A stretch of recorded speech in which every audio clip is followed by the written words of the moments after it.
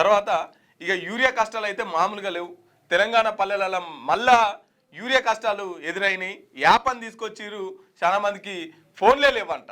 ఒకసారి మన దగ్గర వీడియో కూడా ఉన్నది. ఒక ఆయన మాట్లాడుతున్నాడు, నాకు ఫోనే లేదు.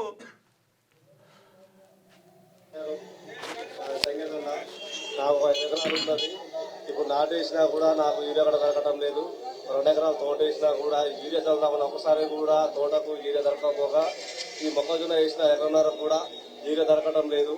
అదేదో యాప్ అంటున్నారు, ఆ యాప్ ద్వారా బుక్ చేసుకోవాలంటున్నారు. మరి నా దగ్గర ఫోనే లేదు. మరి నేను ఎలా బుక్ చేసుకోవాలి, నేను ఏం చేయాలి? ఏదో కార్డు అంటున్నారు, మరి కార్డు ఇచ్చారు, ఆ కార్డు మీద 10 కట్టలు రాసారు. ఆ ఒక్క కట్ట కూడా ఇవ్వకపోగా మళ్ళీ యాప్ అంటున్నారు. మరి ఆ యాప్ గురించి నాకు ఎట్లా తెలుస్తుంది? నేను పొలంలో పని చేసుకునేటోని నేను. మరి యాప్ అంటున్నారు, మరి ఆ యాప్ ఎందుకు ఇవన్నీ ఇచ్చేది ఫ్రీగా ఇయ్యక మాకు ఎటువంటి ఏం తెలవని రైతులం మేము, ఏం తెలవని రైతులం మేము. మాకు యాప్లు ఇవన్నీ అంటే మేము ఎలా అండి, మేము ఎలా భరించగలం? మేము రైతులం, మేము మాకు ఒకటి తెలుస్తుంది తెలియదు. అందుకనే మీరు సహకరించండి. మీరు ఈ యాప్లు గీపులు తీసేయండి. మాకు ఫోనే లేదట, ఏదది పోయింది.